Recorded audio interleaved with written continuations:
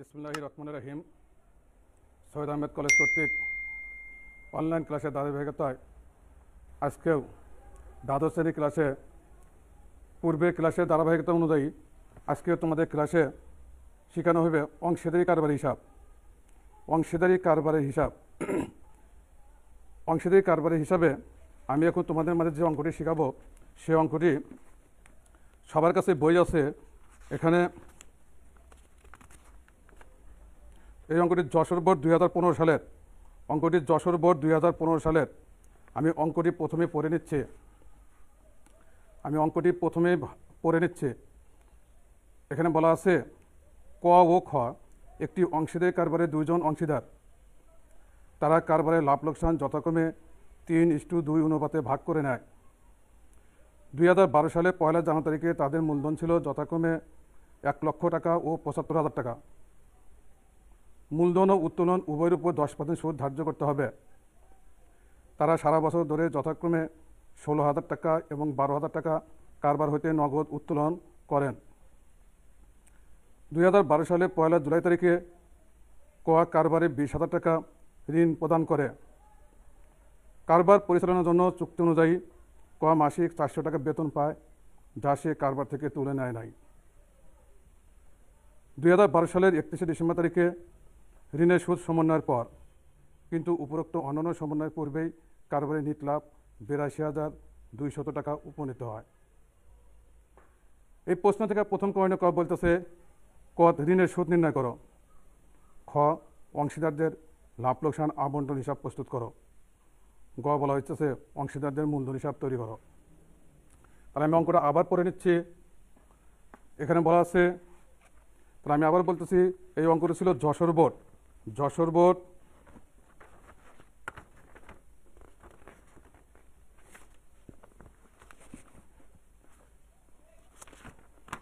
2015 সালে। আমি আবার বলতেছি এই অঙ্কটা ছিল যশোর বোর্ড 2015 সালে। বলতেছে ক ও খ একটি অংশীদারি কারবারে দুইজন অংশীদার, তারা কারবারে লাভ লোকসান 3:2 অনুপাতে ভাগ করে। তাহলে বলা আছে ক ও খ দুইজন অংশীদার, তারা কারবারে লাভ লোকসান 3:2 অনুপাতে ভাগ করে এবং বছরের প্রথমে তারা প্রথম ব্যক্তি 1 লক্ষ টাকা এবং দ্বিতীয় ব্যক্তি 75,000 টাকা মূলধনে ব্যবসা শুরু করে। প্রশ্নে বলা আছে মূলধন আর উত্তোলন উভয়ের উপর 10% হারে সুদ ধার্য করতে হবে। সারা বছর তাদের প্রয়োজনে ক ব্যবসা থেকে 16,000 টাকা, খ 12,000 টাকা কারবার হইতে নগদ উত্তোলন করেন। 2012 সালে 1 জুলাই থেকে ক কারবারে 20,000 টাকা ঋণ দেয়। কারবার পরিচালনার জন্য চুক্তি অনুযায়ী ক মাসিক 400 টাকা বেতন পায়, যা সে কারবার হইতে উত্তোলন করে নাই। 2012 সালে 31 ডিসেম্বর তারিখে ঋণের সুদ সমন্বয়ের পর কিন্তু অন্যান্য সমন্বয়ের পূর্বে কারবারের নিট লাভ 82,200 টাকা উপনীত হয়। প্রথম কর্ণে ক বলতেছে ঋণের সুদ নির্ণয় করো।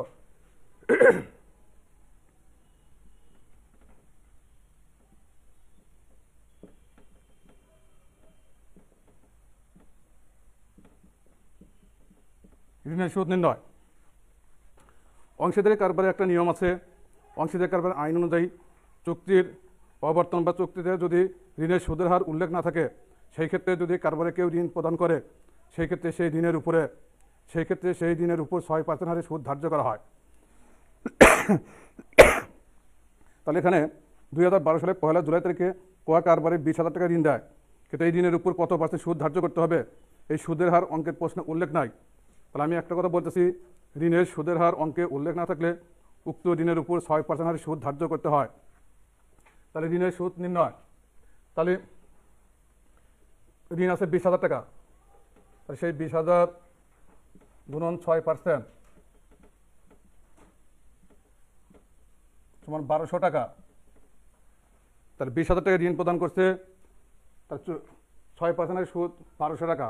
কিন্তু এই 1200 টাকার সুদ হলো 1 বছরের জন্য, কিন্তু এই ঋণটা প্রদান করছে, দেখো তারিখ আছে জুলাই মাসের 1 তারিখে ঋণ প্রদান করছে। তাহলে জুলাই মাসে 1 তারিখে ঋণ প্রদান করলে July, August, September, October, November, December, অর্থাৎ উক্ত ঋণ 6 মাসের। তাহলে সুদটা হবে 6 মাসের। তাহলে 20,000 টাকা হবে 6% সমান 1200 টাকা। এটা 1 বছরের সুদ।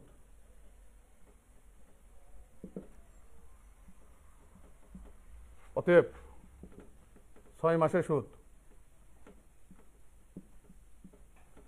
6 মাসের সুদ বলতে অর্ধেক, 6 মাসের সুদ 1200 গুণন হাফ সমান 600 টাকা।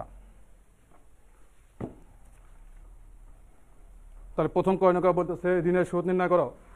তাহলে দেখো প্রশ্নে ঋণের পরিমাণ আছে 20,000 টাকা। ঋণের পরিমাণ কত? 20,000।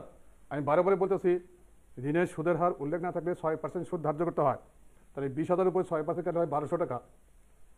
এই 1200 টাকা হলো 1 বছরের সুদ হয়েছে, কিন্তু অঙ্কের প্রশ্নের শর্তানুসারে সুদটা হবে 6 মাসের জন্য। অর্থাৎ 6 মাসের সুদ হলো 1200 গুণন হাফ সমান 600 টাকা। কয়নে খ বলা আছে অংশীদারদের জন্য একটা লাভ লোকসান আবন্টন হিসাব প্রস্তুত করো।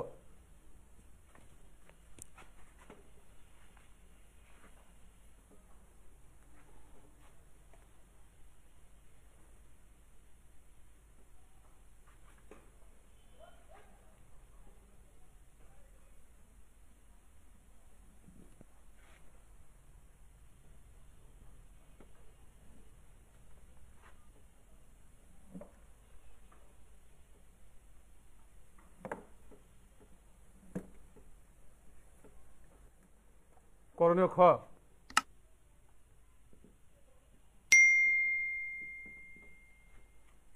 করণীয় খ বলতেছে অংশীদারদের জন্য লাভ লোকসান আবন্টন প্রস্তুত করো। এখানে প্রথমে লিখতে হবে অংশীদার ব্যক্তির নাম ক ও খ, আর নিচে রাখো লাভ লোকসান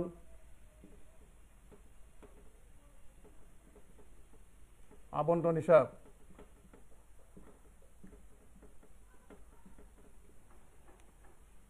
তারপর তারিখ দিতে হয় 2012 সালের 31শে ডিসেম্বর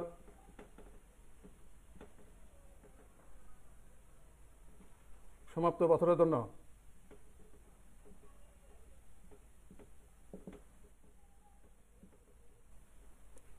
বামে ডেবিট, ডানে ক্রেডিট।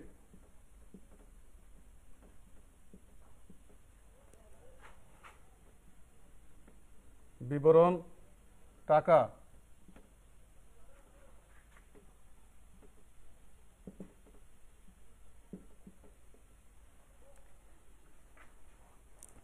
তাহলে যখনই লাভ লোকসান আবন্টন হিসাব করবে প্রথমে উপরে অংশীদার ব্যক্তিদের নাম লিখতে হয়, তারপরে লাভ লোকসান আবন্টন হিসাব, তারপরে এটা বছর শেষে 2012 সালের 31শে ডিসেম্বর সমাপ্ত বছরের জন্য। তাহলে এখানে লাভ লোকসান আবন্টন হিসাবে ক্রেডিট পাশে প্রথমে যাবে তাদের নিট লাভ, তারপরে উত্তোলনের সুদ আর পণ্য উত্তোলন। প্রথমে আসবে ক্রেডিট পাশে লাভ লস হিসাবে পূর্বে নিট লাভ, তারপর উত্তোলনের সুদ, তারপরে পণ্য উত্তোলন। কিন্তু এখানে উত্তোলন দেখো লাভ লোকসান হিসাব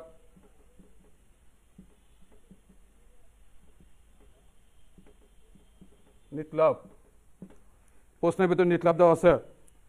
এটা 2012 সালের 31 ডিসেম্বর তারিখে ঋণের সুদ সমন্বয়ের পর অন্যান্য সমন্বয় সাধনের পূর্বে কারবারের নিট লাভ ছিল 82,200 টাকা।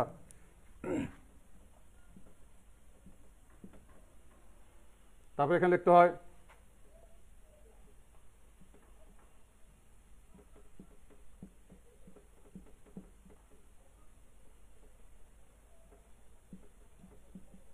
অংশীদারদের মূলধন হিসাব, উত্তোলনের সুদ,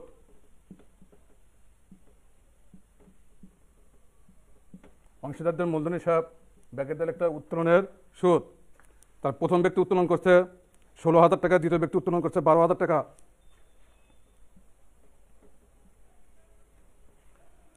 তাহলে উত্তোলনের উপরে সুদ, উত্তোলনের উপরে সুদ এখানে বলা আছে মূলধন আর উত্তোলন দুইটার উপর 10% সুদ ধার্য করতে হবে। তাহলে এখানে সারা বছর ব্যাপী উত্তোলন করলে উত্তোলনের উপর গড় নিয়মে 6 মাসের সুদ ধার্য হয়। উত্তোলনের উপর গড় নিয়মে 6 মাসের সুদ ধার্য করতে হয়। তাহলে প্রথম ব্যক্তির উত্তোলন ছিল 16,000, তাহলে সেই 16,000 উপর 10% হয় 1600 টাকা, তাহলে তার অর্ধেক হলো 800। আর তৃতীয় ব্যক্তি উত্তোলন করছে 12,000 টাকা, 10% হারে 1200, তার অর্ধেক 600, তা 8 6 1400। ডেবিট পাশে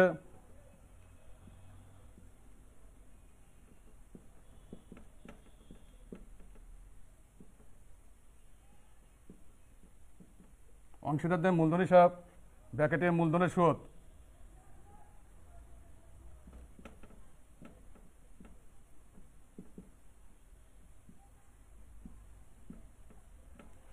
তাহলে প্রথম ব্যক্তির মূলধন ছিল 1,00,000 টাকা, তাহলে সেই 1,00,000 টাকার উপরে 10% সুদ 10,000।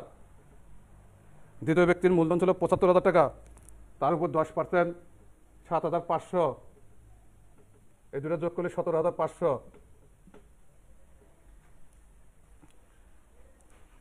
এখানে এদের বলছে কারবার পরিচালনার জন্য চুক্তি অনুযায়ী ক মাসিক 400 টাকা বেতন পায়, যা সে কারবার হইতে উত্তোলন করে নাই।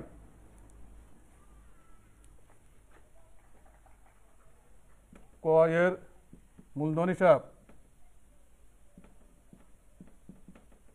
ব্র্যাকেটে বেতন,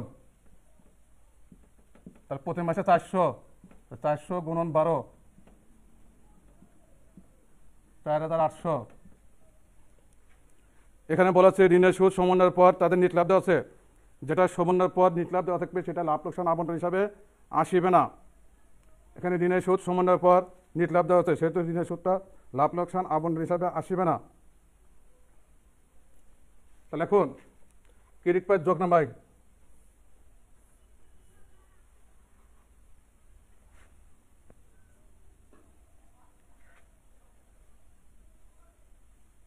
$83,600 ক্রেডিট পাস যোগ করে হচ্ছে 83,600। এই 83,600 ডেবিট পাশে,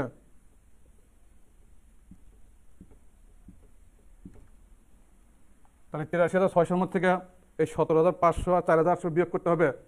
তাহলে এই দুটো বিয়োগ করলে বিয়োগফল হবে হলো 61,300। এটা লিখতে হবে অংশীদারদের মূলধন হিসাব।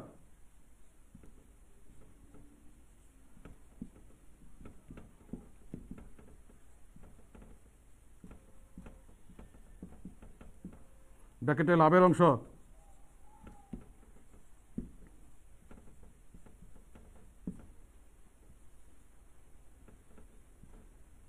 তাহলে 61,300। অঙ্কে প্রশ্নের প্রথমে বলা আছে এই লাভটা তারা 3:2 অনুপাতে ভাগ করে নেবে। এই লাভটা তারা 3:2 অনুপাতে ভাগ করে নেবে, অর্থাৎ ক পাবে 61,300 ভাগ 5 গুণন 3, আর খ পাবে 61,300 ভাগ 5 গুণন 2। তাহলে সেই ইয়েতে 61,300কে 5 দ্বারা ভাগ 3 দ্বারা গুণন আর 5 দ্বারা ভাগ 2 দ্বারা গুণন করে প্রথম ব্যক্তি পাবে 36,780,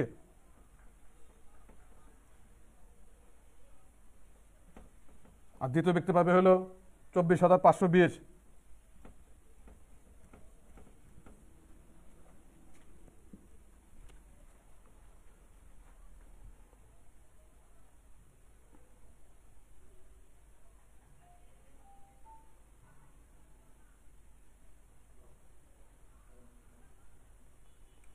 তাহলে আমি আবার বলতেছি লাভ লোকসান হিসাবে ক্রেডিট পাশে আসবে প্রথমে নিট লাভ, তারপরে উত্তোলন সুদ। প্রশ্নতে পণ্য উত্তোলন থাকতো, পণ্য উত্তোলন আসতো, কিন্তু নাই। আর ডেবিট পাশে আসবে প্রথম মূলধনের সুদ, অতিরিক্ত মূলধনের সুদ, বেতন, ঋণের সুদ, এইগুলো কমিশন। কিন্তু অঙ্কের প্রশ্নে সব আইটেম নাই। তাহলে ক্রেডিট পাস যোগ করে হলো 83,600, ডেবিট পাশে নিয়ে আসা উপরে দুইটা দফা বাদ দেওয়ার পরে টিকলো 61,300। তাহলে এই 61,300 টাকায় তাদের ব্যবসায় লাভের অংশ। তাই এই লাভের অংশ ক এবং খ তাদের চুক্তি মোতাবেক 3:2 অনুপাতে ভাগ করবে। তাহলে 61,300 প্রথম ব্যক্তি নেবে 3 ভাগ আর দ্বিতীয় ব্যক্তি নেবে 2 ভাগ, অর্থাৎ প্রথম ব্যক্তি পেল 36,780 এবং দ্বিতীয় ব্যক্তি পেল 24,520। এখন কর্ণ গ বলতেছে অংশীদারদের মূলধন হিসাব তৈরি করো।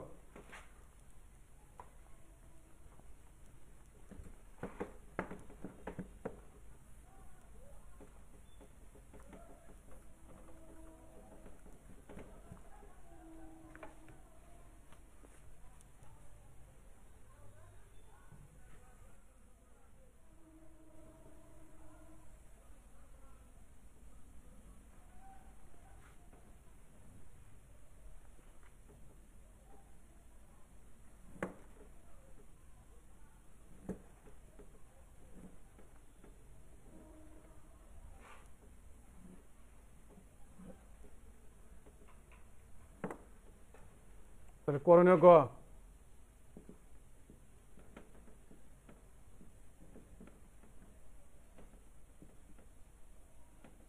অংশীদারদের মূলধন হিসাব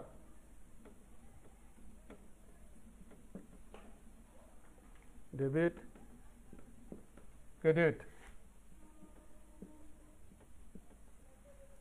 প্রথমে তারিখ, তারপর বিবরণ, প্রথম ব্যক্তির নাম ক। এখানে একটা ঘর টানতে হয়, ডাবিতে 20টা, না টানলে চলবে।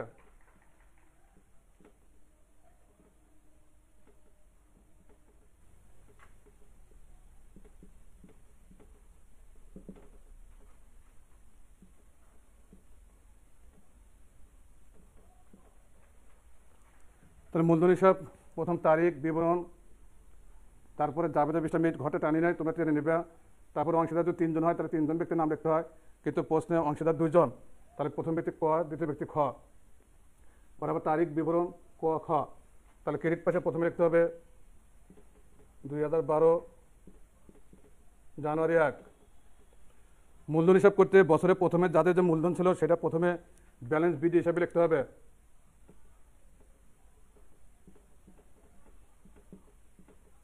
প্রথম ব্যক্তি 1 লাখ, দ্বিতীয় ব্যক্তি 75,000। তারপর ডিসেম্বর 31, এখানে লিখতে হয় লাভ লোকসান,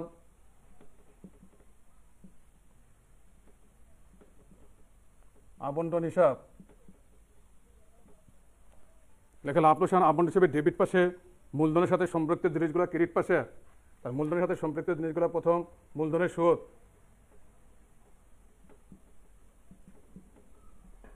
মূলধনের সুদ প্রথম ব্যক্তি 10,000, দ্বিতীয় ব্যক্তি 7,500। তারপরে বেতন, বেতনটা ক, শুধুমাত্র বেতন পাচ্ছে ক, তাহলে 4,800। তারপর লাভের অংশ, তা লাভের অংশ প্রথম ব্যক্তি 36,780, আর দ্বিতীয় ব্যক্তি 24,520।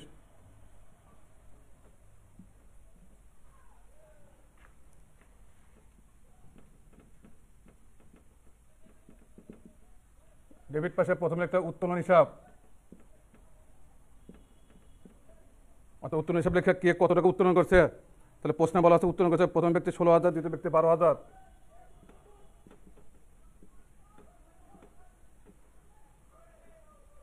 তারপর তারিখ ডট দেওয়া,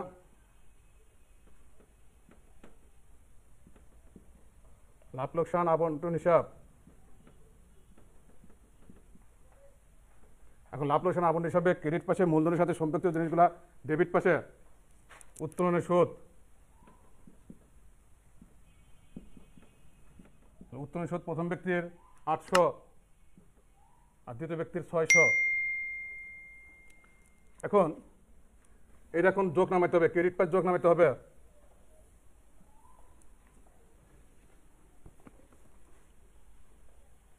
আর ক্রেডিট পাস যোগ করে 1,10,000, 1,10,000, তার সাথে 4,800, 36,780 যোগ করে হচ্ছে 1,51,580।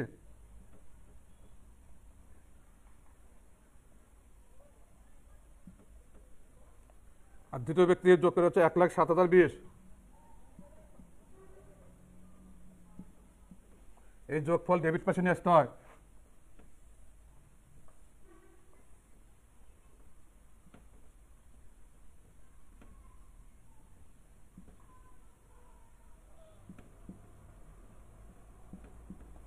আর এই যোগফল থেকে এখানে ডেবিট পাশে যে টাকাগুলো আছে সেখানে বিয়োগ করতে হয়। তাহলে 1,51,580 মধ্যে থেকে 1,51,580 মধ্যে থেকে 16,000 আর 800, অর্থাৎ 16,800 টাকা বিয়োগ, 1,34,780। আর দ্বিতীয় ব্যক্তির 1,07,020, এখান থেকে 12,600 বিয়োগ করলে হয় 94,420।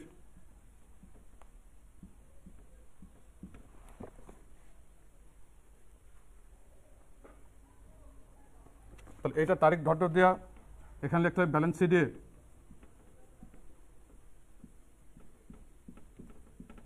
আর সিডি হলে বিডি করতে হয়। এটা এখানে লিখবে 2013 সাল জানুয়ারি 1, ব্যালেন্স বিডি।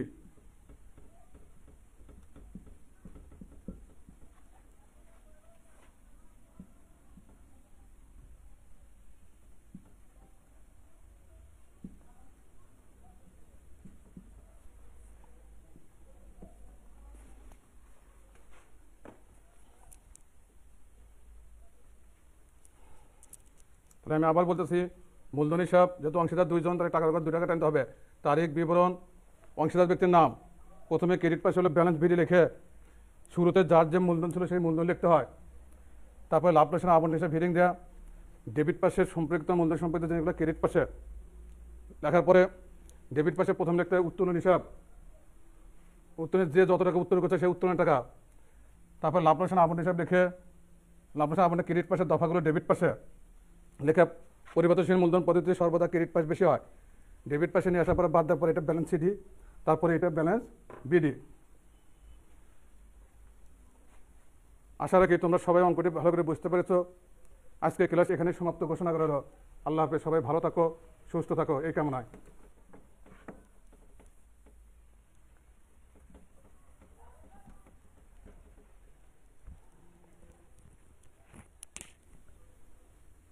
বলো।